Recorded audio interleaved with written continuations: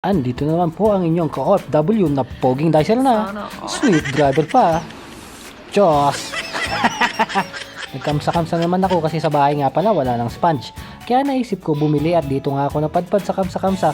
Ngayon nga, sita-sita na siya dahil sa bat. Marami ka mapagpapilian dito. Kung swak lang ang budget mo ay siguradong sulit ang pera mo dito. Ito nga yung hinahanap ko, mga sponge. Nagtanong pa ako sa mga dicer nila kung asan at tinulungan nila andun sa kabilang dulo. Kaya dumiretso agad ako doon.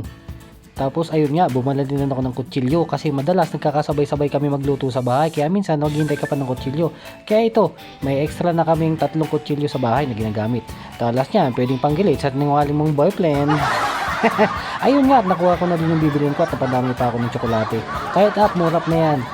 Masarap yan.